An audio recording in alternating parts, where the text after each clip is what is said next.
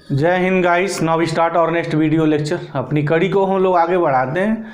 अब हम लोग शुरू करने जा रहे हैं कि रोल्स थ्योरम्स क्या है, लाग्रेंजेस थ्योरम्स क्या है, इनकी एप्लीकेशंस क्या है, इस पे क्वेश्चंस कैसे बनते हैं, ये सब सारी बातें अब हमारी जो है इस वीडियो लेक्चर्स के दौरान होने जा रही हैं। तो now let us start here. तो सबसे पहले मैं इस थ्योरम को प्रूफ करूँगा, उसके बाद सारी बातें होंगी। तो थ्योरम क्या है, चलते हैं। Rolle's theorem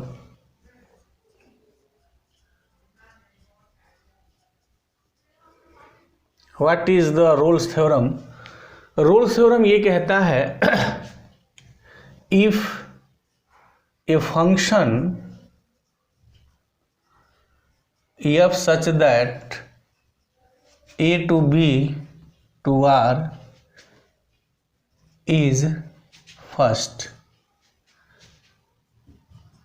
it is continuous in closed and bounded interval AB। ठीक है, ये किसी क्लोज्ड और बाउंडेड इंटरवल AB में कंटिन्यूअस हो। Second, it is derivable in open interval AB है कि ओपन इंटरवल में उसकी डिफरेंशिएबिलिटी एग्जिस्ट करनी चाहिए। एंड थर्ड है कि एफ ऑफ ए पर फंक्शंस की जो वैल्यू हो, बी पर फंक्शंस की जो वैल्यू हो, दोनों सेम हो, then there exist at least one point और one number C belongs open interval AB such that f dash c is equal to 0। ये रोल साहब ने कहा था, बड़ा मार्वलस थ्योरम है हमारा डिफरेंशिएबिलिटी का। क्या है इनका स्टेटमेंट, एक बार और थोड़ा लैंग्वेज पे वर्क कर लें कि ये जो फंक्शन है, पहली बात यहाँ ये है कि ये क्लोज्ड एंड बाउंडेड इंटरवल में डिफाइंड है। This is the first thing. कैसा है कि पहला जो है कि क्लोज एंड बाउंडेड इंटरवल में कंटिन्यूअस है वो फंक्शंस, ओपन इंटरवल में डिफरेंशिएबल है, और ये f of A is equal to F of b है। इंड्स पे फंक्शंस की वैल्यू सेम हो। तो कह रहा है कि then there exist at least, ये लैंग्वेज की गेम है। एट लीस्ट का मतलब क्या कि कम से कम एक सी ए बी के बीच में ऐसा नंबर होगा जहां f dash C is equal to 0 होगा। एट लीस्ट का मतलब क्या है, एक से अधिक भी हो सकता है, बहुत सारे नंबर्स हो सकते हैं जहां फंक्शंस की फर्स्ट डिफरेंशिएबिलिटी 0 हो जाए, मतलब एक होना ही होना है। तो हम इस चीज को प्रूव करने वाले हैं कि F dash C is equal to 0 होगा अगर कोई फंक्शन ये 3 क्राइटेरिया को सेटिस्फाई करता है। तो चलते हैं, देखते हैं कि थ्योरम का प्रूफ कैसे होता है। चलिए प्रूफ शुरू करते हैं। अच्छा, इसमें कुछ अंडरस्टैंड चीज़ें हैं कि कंटिन्यूटी की वो बेसिक होती है कि अगर कोई फंक्शंस किसी क्लोज्ड एंड बाउंडेड इंटरवल में कंटिन्यूअस है तो बाउंडेड होता है। वी नो दैट, एक रिजल्ट है कि वी नो दैट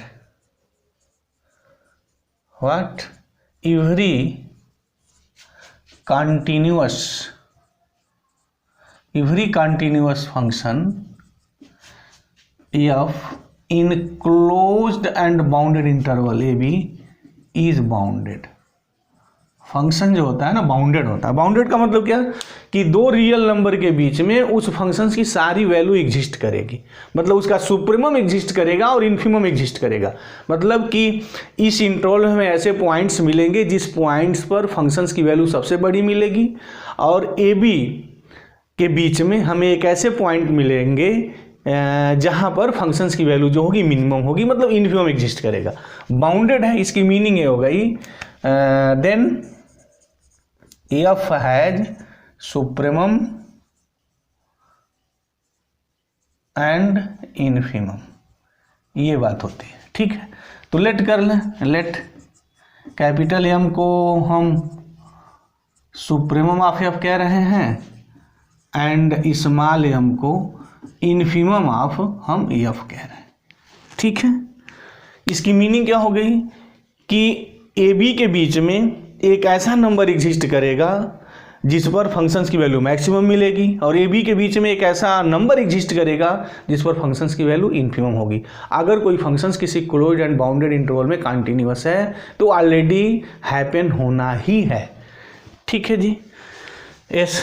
अब यहाँ दो बातें होंगी, हमारा सुप्रीमम यम है और इन्फिमम यम है, तो क्या क्या बातें हो सकती हैं। कोई दो रियल नंबर है तो दो रियल नंबर के बारे में हम लोगों के जो ख्याल हैं वो ये हैं कि या तो नंबर सेम होंगे या वो नंबर सेम नहीं होंगे। हमें इस चीज़ को प्रूफ करना है तो हम ऐसे ही इजी बेस को तैयार करते हैं जिससे चीज़ों को समझ में आ जाए, नहीं अदरवाइज प्रूफ करने की इसके सो मेनी मेथड्स, बस उन मेथडों में ऐसा मेथड एप्लीकेबल किया जाता है, ऐसा मेथड लिया जाता है कि जो प्रॉब्लम ना हो सॉल्यूशन हो। ठीक है जी, चलिए हमारे पास सुप्रीमम यम है और इन्फिमम यम है। ठीक है, ये कैपिटल यम है, स्मॉल यम है, ये दो नंबर्स हैं। अब दो नंबर्स की जो बात होती है वो ये होती है या तो दोनों नंबर सेम होंगे या सेम नहीं होंगे, तो देयर अराइजेस टू केसेस। पहला केस होगा कि जब यम यम के इक्वल है। ठीक है जी, ये तो ऑलवेज हैपन होगा। केस फर्स्ट ये होगा कि if capital M is equal to small M. ऐसा अगर है तो क्या होगा कि किसी फंक्शंस का सुप्रीमम और उसके इन्फिमम के इक्वल हो तो उस फंक्शंस का नेचर कैसा होगा।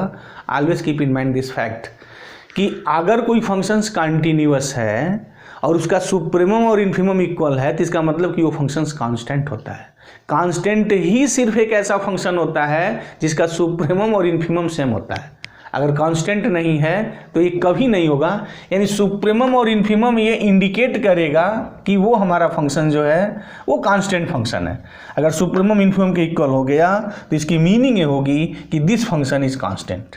तो if m is equal to m then क्या होगा, f of x is constant.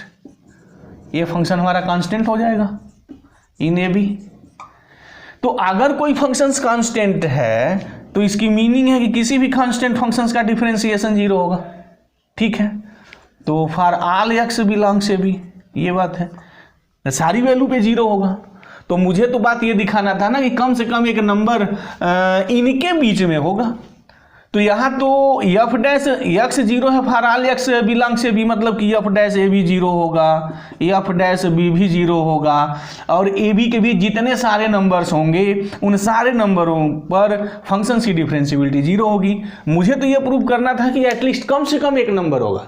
यहाँ तो एक नहीं, इनफाइनाइट नंबर्स ऐसे हैं जहाँ पर फंक्शंस की डिफरेंशिएबिलिटी जीरो है। यस, प्रूफ हो गई। तो ये तो इसका कॉमन चीज़ एक बात हो गई ना, एक पर्टिकुलर केस हो गया। तो this implies definitely c belongs open interval a b जहाँ एफ डैश सी जीरो होगा। मुझे तो ये बात प्रूफ करनी थी, तो बात ट्रिवियली हो गई कि जब फंक्शंस की डिफरेंशिएबिलिटी ए बी के ईच पॉइंट्स पे जीरो है तो C belongs A B definitely F dash C, hence this Rolle's theorem is proved here. तो पहली बात तो प्रूफ हो गई कि अगर यम एम के इक्वल है तो this is the trivial here. ठीक, this is the clear here, no doubt, कोई डाउट नहीं है। दूसरी बात क्या होगी, लास्ट पॉसिबिलिटी हमारी क्या बचती है। लास्ट पॉसिबिलिटी मेरी ये बचती है कि इफ जो है यम एम के इक्वल नहीं है। अब यहीं थोड़ा सीरियस होना है और इस लेक्चर्स को बहुत सीरियसली वॉच करना है, क्योंकि ये जो केस है स्टूडेंट को फंसा देता है। जब वो तैयारी करते हैं, पढ़ते हैं, तो ये रोल्स थ्योरम का ये जो केस है उनको समझ में नहीं आता है। तो क्या चीज़ें समझ में नहीं आती हैं उस चीज़ पे मैं यहाँ फोकस करने जा रहा हूँ, या यूँ कह कि मैं इसके ईच पॉइंट पे फोकस करूँगा तो कोई अतिशयोक्ति नहीं है। तो चलिए, यम एम के इक्वल नहीं है, मतलब सुप्रीमम जो है वो इन्फिमम के इक्वल नहीं है। ठीक है, अब यहाँ थोड़ा हम आते हैं थर्ड कंडीशंस पे। F of A is equal to F of b है, फंक्शंस कंटिन्यूअस है तो बाउंडेड है, सुप्रीमम भी होगा इन्फिमम भी होगा, मतलब कि इनके बीच में एक ऐसा नंबर होगा जिस पर सुप्रीमम भी मिलेगा और इन्फिमम भी मिलेगा। ठीक है, तो हम ले लेते हैं कि if possible to let if possible to let, या पॉसिबल टू लेट क्या सीधे लेट कर लें, होगा या नहीं होगा, बस एक बात होगी। पॉसिबिलिटी क्या, कहीं कहीं तो होगा ही ना। तो वो लैंग्वेज लिखने से बेटर है, लिए लिख लिया जाए कि let f of A is equal to m. ठीक है, एम कहीं होगा ना, तो पक्का है कि ए बी के बीच में कोई नंबर होगा, या तो ए होगा या बी होगा, या ए बी के बीच में ऐसा कोई नंबर होगा जिस पर फंक्शंस की वैल्यू मिनिमम होगी। हमने कहा कि F of A is equal to M है। अगर ऐसा है तो क्या होगा, बाई कंडीशंस थर्ड, जो हमारी कंडीशन थर्ड है वो क्या कहती है कि F of A is equal to F of b है। तो अगर एफ ऑफ ए एम हो गया तो डेफिनेटली एफ ऑफ बी भी एम होगा, यानी इन्फिमम अगर ए पे मिल रहा है तो फिर इन्फिमम हमारा बी पर भी मिलेगा। This is clear here, no doubt, कोई डाउट नहीं है। अगर हम ये कहें कि infimum X is equal to A पर मिल रहा है और मुझे पता है कि F of A is equal to F of B, a third conditions in Rolle's theorem में दी हुई है, तो नेचुरल सी बात है कि F of b is equal to भी एम हो जाएगा। ठीक, यानी इन्फिमम ए पर भी मिलेगा और बी पर भी मिलेगा। It is clear here. अब जरा सुप्रीमम पे क्या ख्याल है आपका, एम एम के इक्वल नहीं है, तो इसका मतलब ये हो गया कि हमारा जो सुप्रीमम होगा f of a not is equal to m this and f of b not is equal to capital m. Clear here, m m के इक्वल नहीं है, F of a small m है और एफ ऑफ बी भी small m है, तो हमारा m not is equal to M है। तो इसका मतलब ये हो गया कि एफ ऑफ बी हमारा, एफ ऑफ ए हमारा कैपिटल एम नहीं हो सकता है। मीनिंग कहने की क्या हुई कि सुप्रीमम हमारा ए और बी पर नहीं मिलेगा। पक्का हो गई बातें बाय दिस कंडीशंस।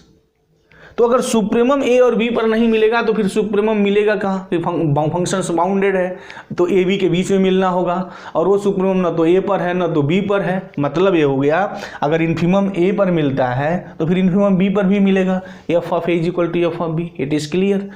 तो सुप्रीमम यहाँ नहीं मिलेगा, क्योंकि सुप्रीमम यहाँ मिलेगा तो फिर m is equal to m हो जाएगा और capital m not is equal to small m. तो ये बात अब दावे के साथ कही जा सकती है कि जो इन सुप्रीमम मिलेगा then there exist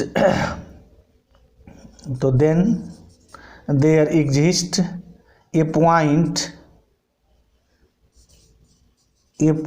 C belongs AB such that कैसा होगा भाई, यहाँ पर हमें सुप्रीमम मिलेगा। ठीक, इट इज क्लियर। कम से कम एक ऐसा पॉइंट होगा जहाँ पे सुप्रीमम मिलेगा। ठीक, और C जो होगा ना तो A होगा ना तो B होगा। ये बात मेरी 100% क्लियर हो गई, क्योंकि अगर C अगर A हो गया B हो गया तो फिर तो वहाँ तो इन्फिमम मिल रहा है। तो हमने कहा कि नहीं, f of A is equal to small m है। तो जो सुप्रीमम होगा पक्का A नहीं होगा, B नहीं होगा, A और B के बीच में होगा। तो ये मेरी पहली बात आ गई, देयर एग्जिस्ट ए नंबर। हमने ये बात लाई पहले, हमें ये प्रूव करना है f dash C is equal to 0 होगा। तो F of C is equal to capital m हो गया है, जहाँ भी मुझे सुप्रीमम मिल रहा है। अब मुझे प्रूफ क्या करना है, तो उस बात को थोड़ा मैं लिख दूं। Now we have to show that F dash C is equal to 0। ये मेरी मंजिल है, ये मेरी टारगेट है कि F dash C is equal to 0 मुझे प्रूफ करना है। और मुझे उम्मीद है कि अब तक का ये जो लेक्चर्स रहा है, you have no any problem. अच्छा, अगर कहीं प्रॉब्लम है आई है तो कमेंट बॉक्स में जाके आप कमेंट जरूर करिएगा कि where is the problem stand for you. ठीक है जी, मुझे f dash C is equal to 0 proof करना है। तो चलिए, एफ डैश सी तो एक नंबर होगा ना, ये तो कन्फर्म है, कोई डाउट नहीं है किसी को। ये एफ डैश सी का मतलब क्या है कि हम फंक्शंस को डिफरेंशिएट किए हैं और डिफरेंशिएट करने के बाद वहाँ एक्स इज इक्वल टू सी लिखे हैं, तो कोई एक रियल नंबर मिलेगा। अब कौन रियल नंबर मिलेगा वो बात की बात है, एक रियल नंबर तो मिलेगा ना। This is the clear here. अच्छा, तो अगर कोई नंबर है तो ट्रिचोटॉमी साहब कहते हैं ना, 3 ही कंडीशन हो सकती है, या तो वो नंबर 0 होगा, रियल नंबर की दुनिया की मैं बात कर रहा हूँ यहाँ। अगर कोई नंबर है आपके पास तो या तो नंबर 0 हो गया। अच्छा, अगर वो नंबर 0 नहीं होगा तो फिर ग्रेटर देन 0 होगा। अच्छा, न तो 0 है ना तो ग्रेटर देन 0 है, तो क्या पॉसिबिलिटी बची कि वो नंबर के बारे में आपका क्या ख्याल होगा? तो डेफिनेटली वो नंबर लेस देन 0 होगा, निगेटिव होगा। चौथी पॉसिबिलिटी तो यहाँ आने से रही, क्योंकि कॉम्प्लेक्स की यहाँ बात ही नहीं हो रही है। तो अगर कोई रियल नंबर है तो या तो 0 है, 0 नहीं है तो फिर पॉजिटिव है, और पॉजिटिव नहीं है तो निगेटिव है। तो चलिए, मुझे 0 प्रूफ करना है। ठीक है, हम क्या कह रहे हैं, अगर ये संभव है, अब यहाँ ये लैंग्वेज होगी कि possible to let f dash C greater than 0। हमने ये कंसीडर किया कि अगर संभव है एफ डैश सी ग्रेटर देन 0 है। ठीक है, अच्छा, अगर एफ डैश सी ग्रेटर देन 0 है तो फिर क्या होगा? मुझे प्रूव करना है f dash C is equal to 0 है। तो मैथमेटिक्स का एक बड़ा ये जो कॉन्ट्राडिक्शंस का जो एक टूल्स है ना, बड़ा ज़बरदस्त टूल्स है प्रूव करने का। तो उस हेल्प से हम इस चीज़ को प्रूव करने जा रहे हैं। अगर संभव है एफ डैश सी हमने ग्रेटर देन 0 ले लिया, ठीक। हमने जस्ट इसके वीडियो लेक्चर्स में फंक्शंस के इंक्रीजिंग और डिक्रीजिंग की बात की थी कि अगर किसी फंक्शंस की डिफरेंशिएबिलिटी किसी पॉइंट पे अगर 0 से बड़ी मिलती है तो फंक्शन वहाँ पे इंक्रीज करता है। फंक्शंस का नेचर कैसा होता है उसके बारे में मैं यहाँ लिख दूँ। एफ डैश सी ग्रेटर देन 0 है तो ये बात ये कहती है this implies F of X और सिंपली एफ जो आप लिखें F of x is what, ये इंक्रीजिंग होगा at X is equal to C. अच्छा, increasing at X is equal to C का मतलब क्या है? यहाँ जो फंक्शंस का नेचर होगा ये रफली इस टाइप का होगा, इंक्रीज करेगा।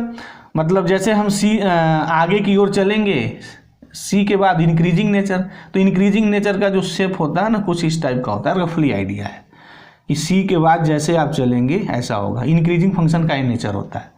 तो यहाँ हो गया हमारा कहीं पॉइंट सी प्लस डेल्टा और इधर हो गया सी माइनस डेल्टा। तो F of x is increasing at X is equal to C, ठीक। तो क्या मतलब होगा? इसका मतलब ये होगा कि अगर मैं इस और इस इंटरवल की बात करूं सी से सी प्लस डेल्टा पे, तो F of x greater than F of C for all x belongs C to C plus delta, ये बात हो गई। दूसरी बात क्या होगी कि F of x less than F of C for all x belongs C minus delta to C, ये बात होती है। ये ऑलरेडी हमने इसके पहले के वीडियो लेक्चर्स में इस पे बड़ी ज़बरदस्त जो है हमने वहाँ पर लेक्चर दिया हुआ है। मतलब तरीके से पूरी एनालिसिस की हुई है कि अगर एफ डैश एक्स कहीं 0 है, एफ डैश सी अगर ग्रेटर देन 0 है तो उसकी मीनिंग क्या होती है, और हमने वहाँ कहा भी है, उस चीज़ को आप नोट कर लीजिए। अब देखिए वहाँ मेरी बात काम आएगी। अगर उस लेक्चर्स को आप सीरियसली पढ़े हैं तो यहाँ फिर you have no any doubt, कोई आपको डाउट ही नहीं होगा। अगर एफ डैश सी ग्रेटर देन 0 है तो दोनों बातें होंगी कि F of x greater than F of C होगा for all x belong C to C plus delta. इस इंटरवल में फंक्शंस की वैल्यू एफ ऑफ सी से बड़ी होगी, इस इंटरवल में फंक्शंस की वैल्यू एफ ऑफ सी से छोटी होगी, यानी दोनों कंडीशन से सेटिस्फाई होगी अगर एफ डैश सी ग्रेटर देन 0 है। अब थोड़ा यहाँ आइए, मैं अब इनको थोड़ा यहाँ डिलीट कर लूँ क्योंकि मुझे उम्मीद है कि अब आप नोट भी कर लिए होंगे, तो थोड़ा मैं इसको डिलीट करता हूँ।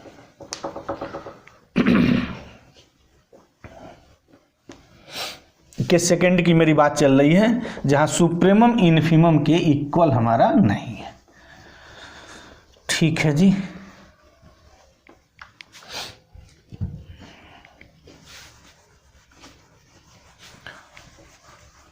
तो एफ डैश सी ग्रेटर देन 0 मतलब फंक्शंस वहाँ पे इंक्रीजिंग है। इंक्रीजिंग का मतलब कि जो रेड हमने इंक का यूज करते हुए करली ब्रैकेट यूज किया है वो दोनों कंडीशन होल्ड करनी चाहिए।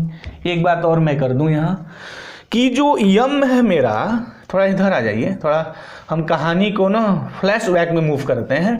यम is what, M is supremum of F of X in A B है। तो इसकी मीनिंग ये हो जाएगी कि F of x less than or is equal to M for all x belongs this, ठीक है।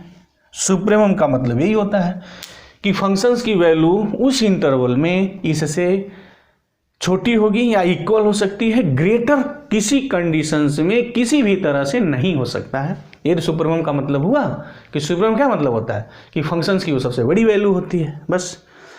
अब यहाँ आइए कि F of x less than or is equal to M for all x belongs to a b, ये बात है मेरी। और इनका मैं नामकरण संस्कार जो है ना स्टार कर रहा हूँ, राइट। अब देखिए यहाँ एफ डैश सी ग्रेटर देन 0 है तो दोनों कंडीशंस को सेटिस्फाई होना पड़ेगा। F of x greater than F of C है और एफ ऑफ सी जो आपका है वो कैपिटल एम है, राइट। तो अगर मैं यहाँ से आऊँ f of x greater than F of C for all x belongs C to C plus delta, यानी इसकी मीनिंग हो गई कि F of x greater than F of c capital M for all x belongs. ओहो, ये तो काम तमाम हो गया, कहानी उल्टा पड़ गई। क्यों उल्टा पड़ गई? कि फंक्शंस की वैल्यू एम से बड़ी नहीं हो सकती है, ए बी में, राइट। ए बी तो यही है मेरा ना, this is the A, this is the ए और बी। सी जो है ए बी के बीच में कोई नंबर है, तो यहाँ सी प्लस डेल्टा होगा, यहाँ सी माइनस डेल्टा होगा, राइट। तो इस पूरे इंटरवल में एफ ऑफ एक्स की वैल्यू एम से छोटी है, तो इस इंटरवल में एक्स के किसी भी वैल्यू के लिए फंक्शंस की वैल्यू एम से छोटी होनी पड़ेगी, बड़ी तो होगी नहीं। लेकिन यहाँ f of x greater than m हो गया, एक एक्स के लिए नहीं, for all x belong C to C plus delta. इस इंटरवल में ये जो इंटरवल है फंक्शंस की वैल्यू एम से तो बड़ी हो गई, बट आपने कहा है कि capital m is the supremum of F of x, तो इससे तो वैल्यू फंक्शंस की से बड़ी किसी कंडीशंस में हो ही नहीं सकती है, तो फिर तो ये कंडीशन सेटिस्फाई नहीं है। दिस इज द रॉन्ग, हमने रॉन्ग चीज़ प्राप्त कर ली। रॉन्ग चीज़ आप प्राप्त क्यों करते हैं मैथमेटिक्स की दुनिया में? क्योंकि आपने रॉन्ग कंसीडर किया है। अगर आपने रॉन्ग कंसीडर किया है तो in the word of mathematics आपको रिजल्ट रॉन्ग मिलेगा। अगर चीज़ सही है उसके सहारे आप आगे चलते हैं, तो मैथमेटिक्स की दुनिया में या किसी भी दुनिया में दिस इज ऑलवेज ट्रू। अगर आप सत्य हैं तो हमेशा आप सत्य रहेंगे, अगर आप गलत हैं तो आप हमेशा गलत रहेंगे। मतलब अगर आपको ये चीज़ गलत चीज़ पकड़ ली है और गलत चीज़ से आप अपनी मंजिल को डिराइव कर रहे हैं, तो सारी आपका जो लास्ट रिजल्ट मिलेगा ना वो सही कहाँ मिलेगा भाई? आप जैसे रास्ते अख्तियार करेंगे उसी रास्ते के अनुरूप तो आपको रिजल्ट मिलेगा। रास्ता ही आपने अगर खराब पकड़ा है तो फिर अच्छे की नौबत कहाँ आएगी, अच्छा वो रिजल्ट कहाँ आपको दर्शाई देगा? तो मैथमेटिक्स भी वही बात है। तो एफ डैश सी ग्रेटर देन जीरो आपने कहा है, अगर ये सही है तो फिर ये कंट्राडिक्शंस खड़ा हो जाएगा, ये हो जाएगा, तो ये सही नहीं है किसी भी कीमत पे, क्योंकि एम जो है फंक्शंस का सुप्रीमम है। तो this is the wrong, this is the contradiction. हालांकि ये बात सेटिस्फाई करती है, F of x less than F of C, इस इंटरवल में एफ ऑफ एक्स की वैल्यू कैपिटल एम से छोटी थी, ये बात तो सेटिस्फाई है। ये बात सेटिस्फाई नहीं है। और एफ डैश सी ग्रेटर देन जीरो जो है दोनों बात सेटिस्फाई होनी चाहिए, ये भी होना चाहिए, ये भी होना चाहिए। ये तो सेटिस्फाई कर रहा है बट ये सेटिस्फाई नहीं कर रहा है। रीज़न आपने जो माना है वो गलत है, वो सही नहीं है। तो दिस इज द कंट्राडिक्शन, ये कंट्राडिक्शन है। तो दिस इज कंट्राडिक्शन। तो कंट्राडिक्शंस क्या है? Contradictions to our assumption that, contradictions that कि एफ डैश सी ग्रेटर देन जीरो। तो this implies F dash c does not greater than zero. F dash c zero से बड़ा किसी भी कंडीशंस में नहीं हो सकता है, ठीक है। यानी एफ डैश सी पॉजिटिव नहीं होगा। तो फिर दो पॉसिबिलिटी बची, तो या तो एफ डैश सी जीरो होगा या F dash C less than zero होगा, ठीक है। और एफ डैश सी मुझे जीरो इज इक्वल प्रूफ करना है। तो अगर मैं ये दिखा दूं कि एफ डैश सी किसी भी कंडीशंस में लेस देन जीरो नहीं है, तो फिर हम क्या प्रूव किए कि एफ डैश सी ग्रेटर देन जीरो नहीं है, right. For C belongs, for all C नहीं, मतलब सी बिलोंग्स, ये ओपन इंटरवल है भी, ठीक है। इसको मैं घेर दूं और मैं इनका नामकरण संस्कार डबल स्टार कर दूं, कोई आपत्ति नहीं होनी चाहिए, ठीक है। तो एफ डैश सी हमारा ग्रेटर देन जीरो नहीं है, पॉजिटिव नहीं है, एक ऐसे नंबर पे जो ए बी के बीच में है, ठीक है। अब हम क्या बात करें कि चलते हैं, इफ़ यहाँ भी लिख लें, if possible to let what F dash C less than zero. ये हमने अगर संभव है तो ये माना कि F dash C less than zero है, ठीक है। अब अगर F dash C less than zero है तो फिर उससे क्या एनालिसिस निकल के आती है, उसको आप लिखिए यहाँ। ऑलरेडी हमने इसके पहले की वीडियो लेक्चर्स में काफ़ी डिटेल्स में बातें की हैं कि एफ डैश सी अगर लेस देन जीरो है तो क्या क्या कहानियाँ हो सकती हैं। F dash less than, F dash C less than zero है तो इसकी मीनिंग ये हो गई कि this implies F of x is decreasing functions, ये डिक्रीजिंग है एट सी। अच्छा, एट सी पे अगर डिक्रीज करता है तो उसका मतलब क्या होता है कि जैसे जैसे आप आगे की ओर बढ़ेंगे फंक्शन डिक्रीज करता है, तो डिक्रीजिंग के नेचर का नेचर ये होता है, ठीक है। रफली एक आइडिया है। तो यहाँ सी प्लस डेल्टा ये हो गया और सी माइनस डेल्टा ये हो गया। तो क्या लिखते हैं, देखिए इसकी मीनिंग ये हो जाती है कि F of x what less than f of c for all x belongs what c to c plus delta, ये बात हो जाती है। एंड साथ साथ ये भी होता है कि f of x greater than f of c for all x belongs c minus delta to c, ये दोनों बातें होती हैं। अगर f dash c less than अगर जीरो है तो फिर ये दोनों बातें होंगी कि f of x less than f of c होगा इस इंटरवल में, और इस इंटरवल में फंक्शंस की वैल्यू एफ ऑफ सी से बड़ी होगी। ध्यान से देख लीजिए कि ये जो इंटरवल होगा, अगर एक्स की हम कोई भी वैल्यू लिखेंगे तो जो फंक्शंस की जो वैल्यू है वो एफ ऑफ सी से बड़ी है, राइट, देख लीजिए। अच्छा, इधर चलेंगे सी के लेफ्ट, तो जो फंक्शंस की वैल्यू है वो एफ ऑफ सी से बड़ी है। अब यहाँ देखिए जो ये बात कहता है कि F of x less than or is equal to M, और F of C is equal to जो मेरा एम है, राइट, यानी फंक्शन की कोई भी वैल्यू एम से बड़ी नहीं हो सकती है। तो अगर मैं इससे चलूँ यहाँ से, ये तो रिजल्ट सही है, इंडिकेट सही करता है कि F of C is equal to M है। तो इधर देखिए ध्यान से, F of C is equal to M है ये, तो F of x less than M, तो ठीक है, तो बात सही है क्योंकि ऑलरेडी है ये कंडीशन, एम सुप्रीमम है तो F of x less than M होगा for L, this is the clear here. तो ये कंडीशन तो सेटिस्फाई करता है, but F of x greater than F of C तो भी होगा ना।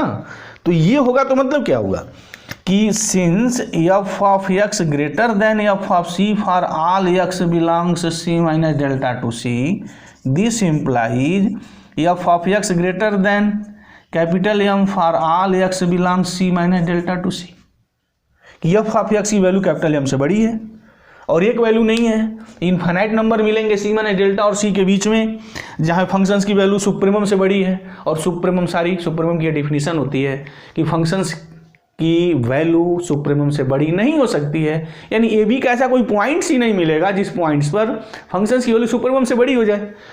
तो फिर ये तो कंट्राडिक्शन मिल गया, ये बात गलत मिल गई। तो ये बात गलत क्यों मिली कि आपने गलत कंसीडर कर लिया। तो again this is a contradiction, again this is what, contradiction, ये कंट्राडिक्शन है।